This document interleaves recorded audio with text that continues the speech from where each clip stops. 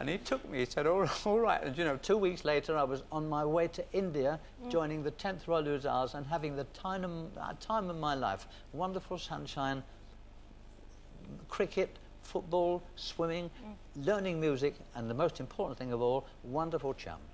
But did they teach you instruments? Yes, oh yeah, that was in the band, yes. You had to have, I was put on clarinet, and, you know, because it takes you a couple of years to learn the clarinet properly, but then the band used to sing sea shanties. Hey, hey, chicka jig in the jaunting. I won't carry on with that. It was quite nice. All right then.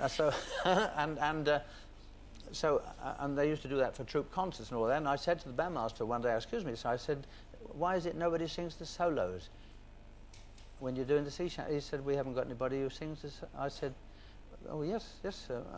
He said, really? Well, let me hear you. So I sang a little old Jack Buchanan number, You Must Say Yes to Mr. Brown.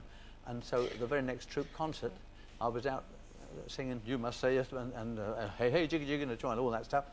But I had to be in the front line, you know, because they couldn't just bring me up for anybody. So I was put on clarinet. I couldn't play it very well yet in the front line. And then I just playing the chuck-chucks. The chuck-chucks? Yeah, you know what chuck-chucks are? No. Well, if the band's playing the Blue Danube, for instance, la da da da da, chuck chuck chuck, la la la da da da da, chuck chuck chuck. See, so then I was doing hey hey and all that stuff, and so then I thought, hey, I began to get applause, and the blokes were applauding and saying well done, and I began to just feel, hey, cool. So I went in the wash house, and gradually, you don't mind if I stand up? No, please. You know the difference when I'm standing up. Yes. So, but I just. And I started that, you see, and then I went to the bandmaster about 6 or 7 weeks later, and I said, excuse me, sir, what would it be like if somebody did a tap dance at the next troop concert, see, in front of the band? He said, don't tell me, Wisdom. I said, yes, sir. And so then I was, chuck, chuck, chuck, and hey, hey, jiggy, jiggy in a jaunting car, and singing. And then this is sheer swank. Yeah, go on then. But I was mad on athletics, gymnastics and all that, and I became the flyweight champion of the British Army in India, boxing. That was only because there was no other small blokes, I do believe it. And I used to get knocked down in the gymnasium, let the blokes knock me down, and hit them, you know, like, I don't know if this, shall I do a, hey, you know. Well, if you're up, you might as well. Well, if I hit the bloke, see, I've got to be careful of the edge there, see, I don't do it there. If I hit a bloke there, he hits me back, see. I won't do that again. No, please don't. Please don't. So, you've taken me off. I was asking. So how many musical instruments did you learn to play? 11. 11 different ones, but because there was 17 boys in the band, and you become a man when you reach the age of 18, and they're all on different instruments. And I was on clarinet, as you know. Yeah. Chuck, chuck, you know what a chuck, chuck. I know what a chuck, chuck is.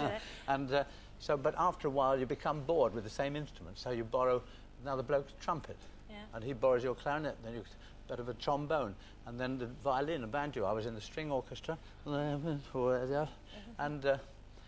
you know, gradually you learn to play them all. Not brilliantly, but I did learn to play. Good enough. I mean, would you play us a little selection? We just happen to have a few. Don't know what I got there. Well, sort something out. But, will you excuse me? Oh, well, excuse me. Mr. Norman Winston entertains with a selection of instruments. Hey, you there? Come on, that. Oh, sure.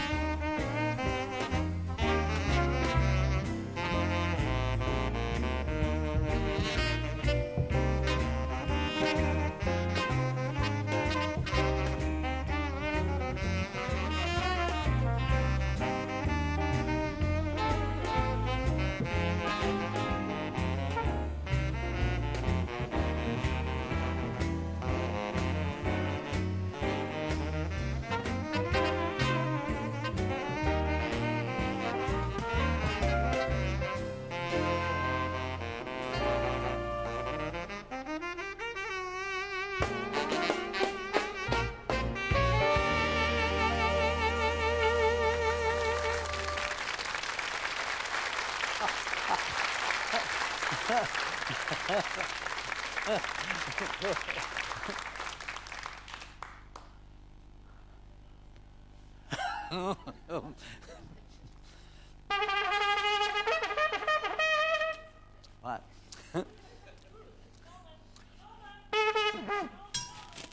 Norman. Yeah, very nice, but, you know. Oh.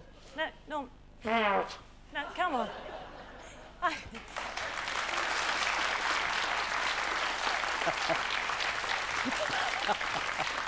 He's a terror at this. When I was reading your autobiography, it is full of stories of how somebody says to you, "You've got 6 minutes," and 15 minutes later, you're still on. Oh. Can't get you off. I'm keeping a tight rein on you. Oh, yeah, in this no, period. that was the London Casino, which is now the Prince of Wales Theatre, isn't it? That was with Bernie Delfont. Bernard. 6 minutes you've got, they Bernard said. Delfont. Yeah.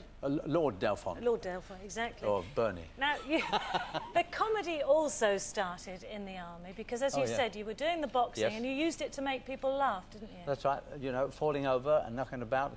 And I was in the 10th Royal Hussars, riding horses. Right, oh, God, yeah. And even then I got laughs, but I didn't mean to. Like, you know, we were exercising 2 horses one day, one on either side. And the sergeant shouted out, "Follow me!" And that was fun because we followed him doing everything. And I was riding this horse and holding one on each side with the reins. And we came to a big hedge to jump, and my horse refused to jump, and the other 2 went over. And I was honestly, I've never heard such a laugh. All the blokes were falling off the horses laughing. And you used to trip people up on parade, didn't you? Oh, yes. Well, that's how it started. Shall I do a bit? Go on. All right. Cool. Well, if you're marching, have to keep going in a circle here, but yeah. If you're marching ordinary like that, see, and then you suddenly with the drill sergeant wouldn't know if I started to do like that, see, with the same leg. Yes. And so you're saying, wisdom. Just use your arms in a natural way, will you, for goodness sake? So I did, and I did it like that. And then the blokes in front of me, you know, you just trip up and they go... And they didn't know... Well, the blokes knew I was messing about, but the drill sergeant didn't. Otherwise, I'd have been on the charge and got jankers. So tell me, when you got into Civvy Street, how did you get into show business then? Well, I was doing a charity show at the Cheltenham Town Hall when I was still in the army, and after the show, a man came round the dressing room and he said to me, "Do you do this professionally?" Well, he said, actually, "Do you do this professionally?" And I said, "No." He said, "Well, if you don't try it when you're demobbed, you must be raving mad." And so I did. That gentleman's name was Rex Harrison. Oh. Oh. That's great.